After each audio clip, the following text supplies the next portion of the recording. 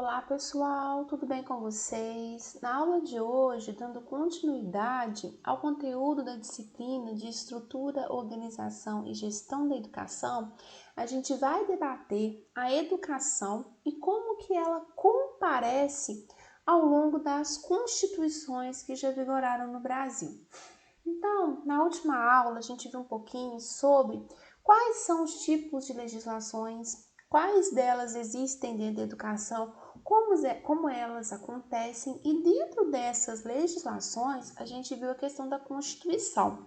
A Constituição, ela é o documento maior que norteia todas as ações, no caso do nosso país, e quando a gente vai passar a fazer um estudo, investigar as constituições que já existiram no nosso país, é sempre interessante que a gente tenha um olhar diferenciado para cada uma destas constituições. Por quê?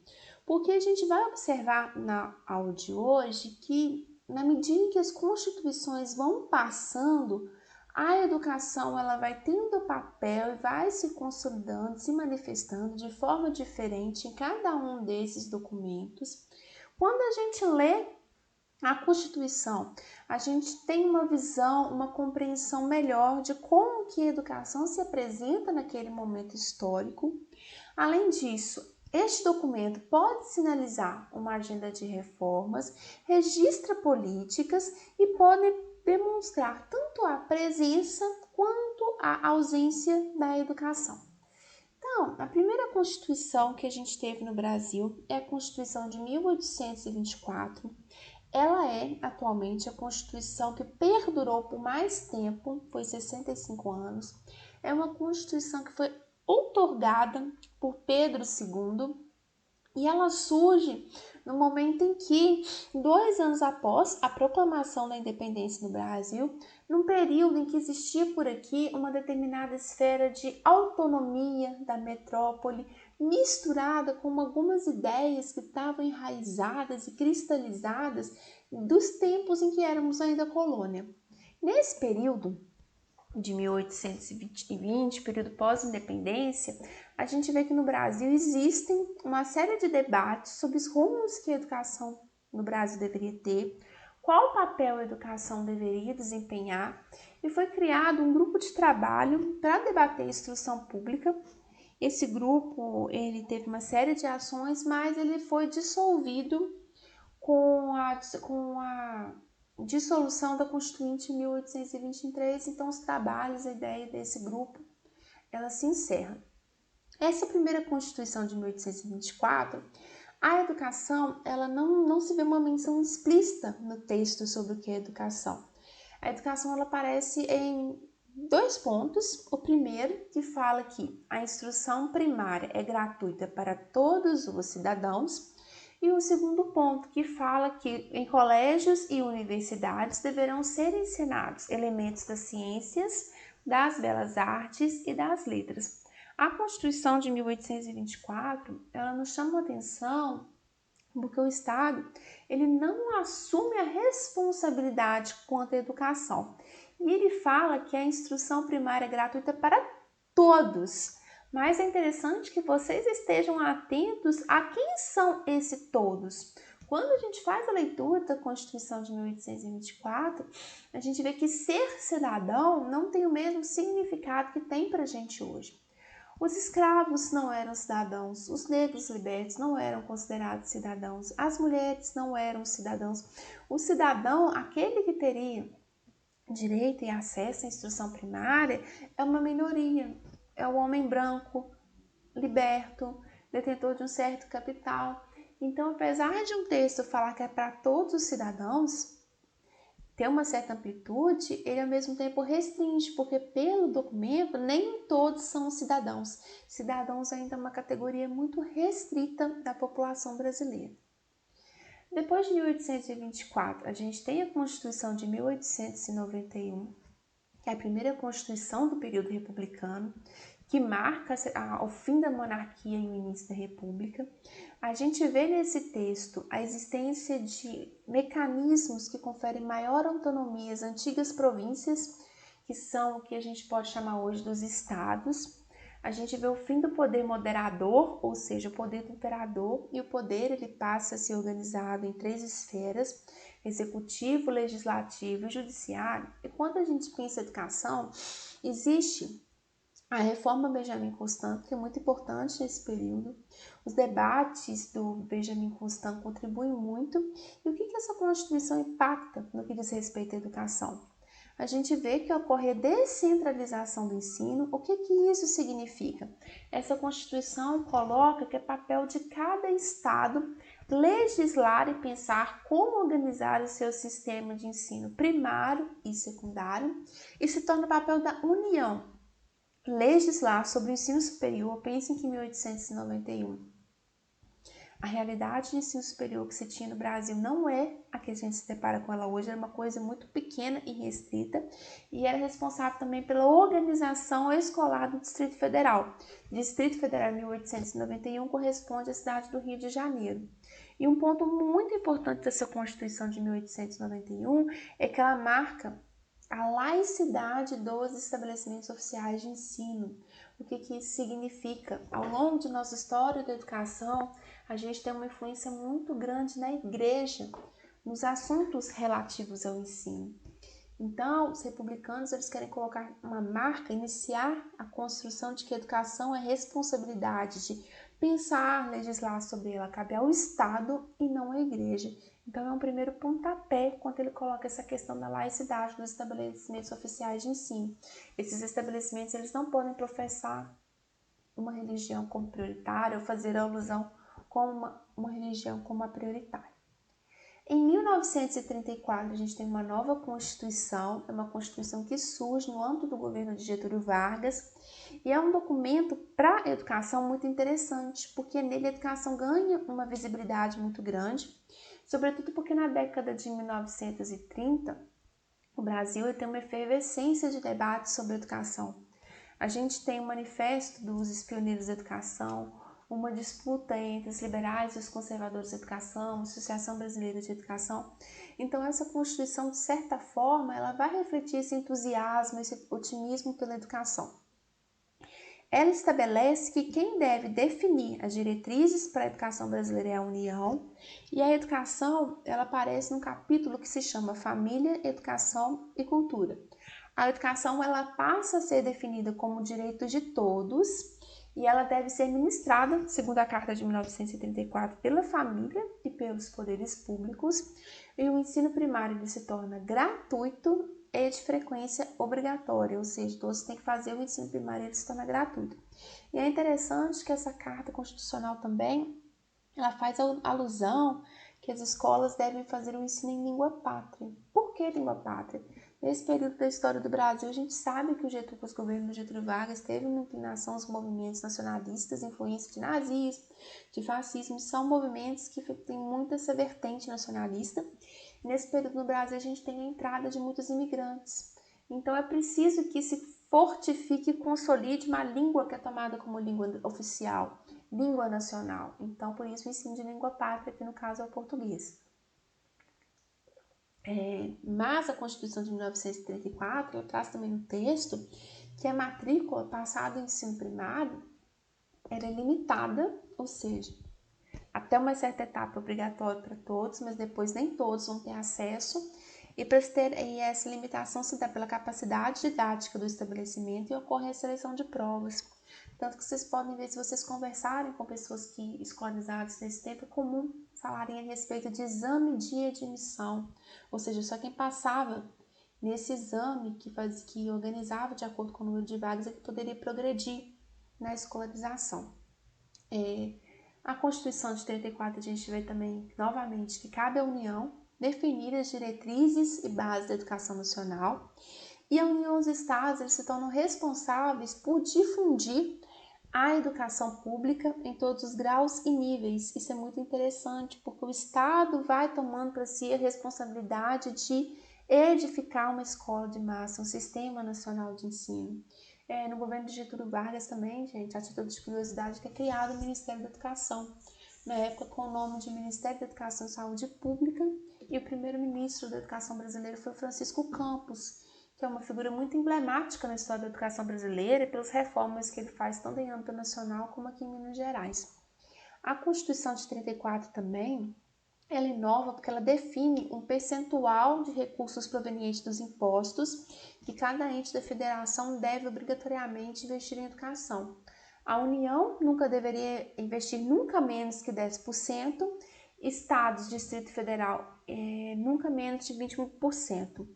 Se fala também da existência de um fundo escolar para atender aos alunos necessitados, porque na medida que a escola ela vai se expandindo, se tornando uma escola de massas, uma parcela da população que era excluída da escolarização passa a frequentar os bancos da escola.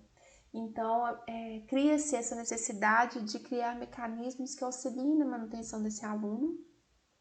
E a Constituição ela fala em apoio de verba pública para financiar o ensino privado, desde que essa instituição privada de ensino oferte bolsas de ensino primário, oferte o ensino primário gratuito, ou que fosse considerada oficialmente idônea, ou seja, a gente vê que o recurso público não se volta apenas para a escola pública, ele também pode se voltar para as iniciativas particulares. Nessa Constituição também são definidos a existência de concursos e provas e títulos para ingresso na carreira do magistério. Coloca que empresas agrícolas ou industriais que tenham mais de 50 trabalhadores, sendo desses 50 trabalhadores mais de 10 que sejam analfabetos, eles precisam prover um ensino primário gratuito. É a Constituição de 1934 que elabora o Conselho Nacional de Educação, que estabelece as competências para a União, Estados, municípios e Distrito Federal dentro da educação. E ela traz, a gente vê na de 1891 falando que o ensino é laico, a de 34, por uma série de debates que existiram no âmbito da educação e a Igreja Católica não querendo perder o espaço que o ensino religioso ele entra na grade das escolas, mas ele é facultativo e deve ser ofertado de acordo com a orientação do aluno. A Constituição de 1937, apesar de a gente ver que a de 34 é bem grande, trouxe uma série de conquistas, a gente pode falar que a de 37 é, de certa forma, um retrocesso, que foi a Constituição do Estado Novo de Vargas.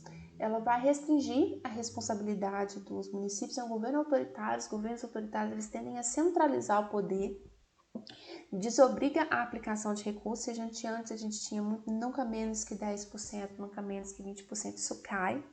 E o Estado coloca como sua primeira responsabilidade o ensino pré-vocacional e pré-profissional. Que é isso? Nesse período do Brasil, a gente vê o programa de industrialização, precisa de mão de obra qualificada para trabalhar, mas é um tipo de mão de obra específico. Então, por que eu vou ofertar um currículo que seja propedêutico, vamos dizer assim, um currículo clássico para quem eu quero que seja mão de obra em fábrica? Então, esse ensino pré-vocacional, pré-profissional vem antes da formação técnica para a gente ensinar rudimentos de profissão para esses alunos.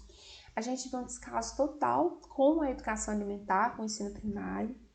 É a marca dessa Constituição as leis orgânicas do ensino, a reforma do Gustavo Capanema.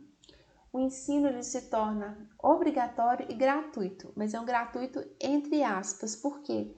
Porque o aluno, quando ele fazia a matrícula na escola pública, ele tinha que declarar que tinha escassez de recursos. Se não fizesse essa declaração, ele teria que doar todo mês uma certa quantia para a caixa escolar.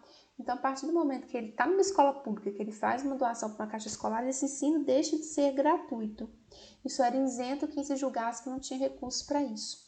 O ensino religioso, ele aparece como facultativo, mas o facultativo que não é facultativo. É um facultativo que está como facultativo, mas é compulsório, todos têm que cursar a disciplina. A gente vê na Constituição de 37 a colocação de 3 disciplinas como obrigatórias no currículo: educação física, ensino físico e trabalhos manuais. Mas por que essas 3 disciplinas ganham espaço? Esse trecho que eu trago abaixo para vocês é uma cópia da Constituição de 37 e fala que é preciso disciplina moral e adestramento cívico para preparar para cumprir os deveres com a economia e a defesa da nação. Vejam como que o currículo escolar vai ser totalmente afetado pelo tipo de governo que a gente tinha, pelo discurso político que circulava no momento e como que isso é aplicado às práticas de ensino.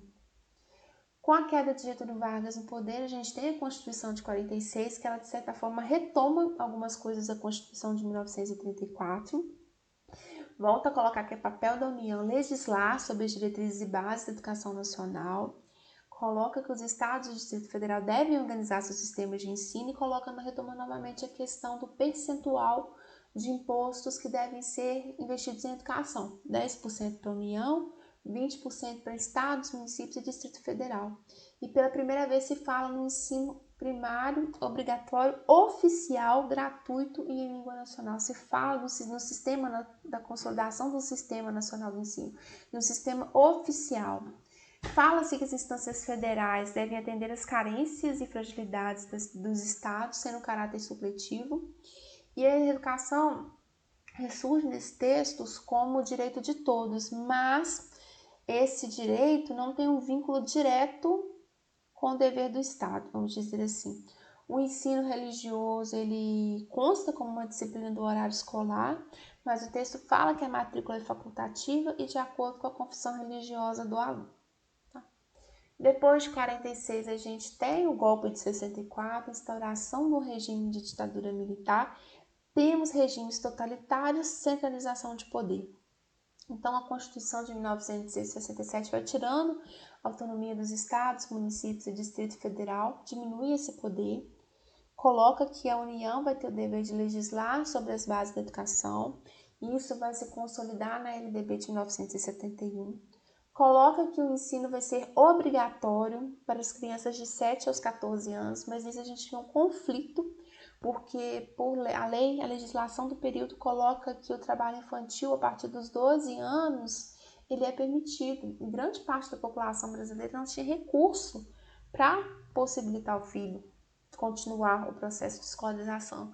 Muitas vezes era mais interessante que essa criança ingressasse no mundo do trabalho e auxiliasse no sustento de casa do que na escolarização. Então a gente tem um ensino que é obrigatório, mas que se depara com esse quadro.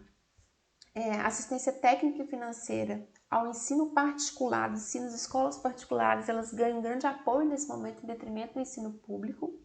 É abolido na Constituição de 67 o percentual de investimento que deve ser obrigatório para a educação, e é uma Constituição que a parte da educação é muito influenciada pelo governo norte-americano. Nesse período a gente vai ter vigorando no Brasil, se vocês tiverem curiosidade depois de pesquisar, os acordos MEC-USAID, que são acordos de cooperação entre Brasil e Estados Unidos, tá?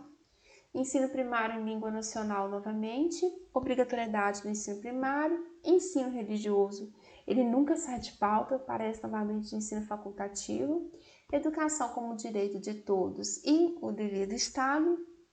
Estados e Distrito Federal devem organizar seus sistemas de ensino de acordo com as diretrizes nacionais. E, novamente, a gente vê aquela questão que empresas comerciais, agrícolas e industriais deveriam obrigatoriamente manter o ensino primário gratuito para os empregados e para os seus filhos.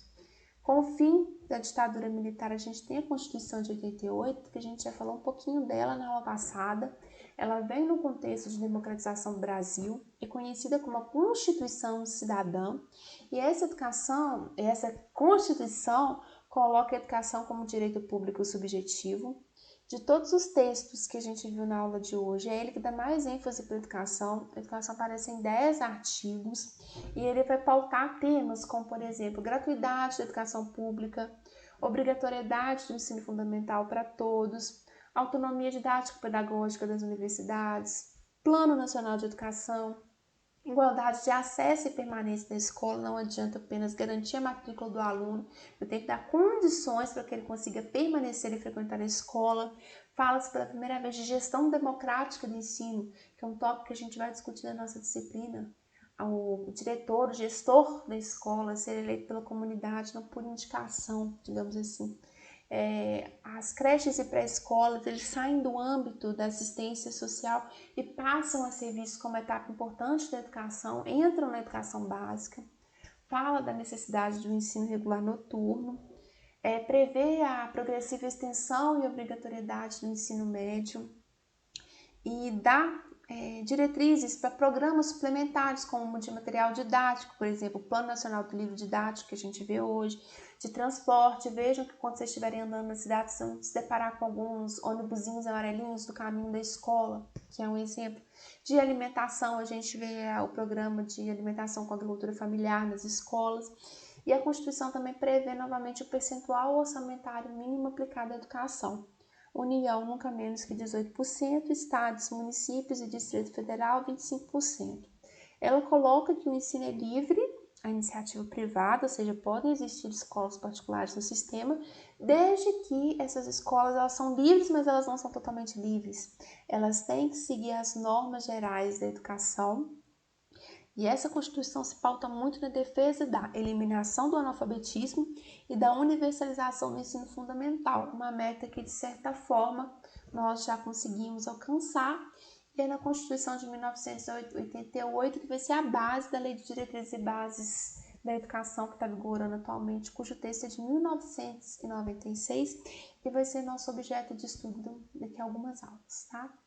Então, gente, a aula de hoje era isso. Queria apresentar para vocês um panorama da educação ao longo das constituições. A gente vai vendo que ela começa aparecendo de uma forma muito pequenininha até chegar em 88, quando ela ganha forma. E a gente observa ao longo das constituições como que se tem um projeto de educação e como esse projeto de educação ele está a serviço de uma determinada ala.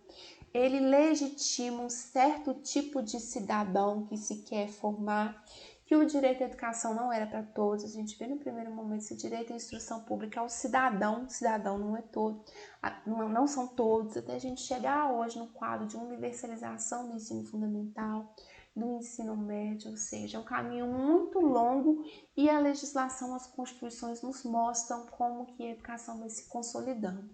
Espero que esse conteúdo tenha sido útil para vocês, que tenham entendido. Qualquer coisa, eu estou à disposição de vocês. Até o nosso próximo encontro.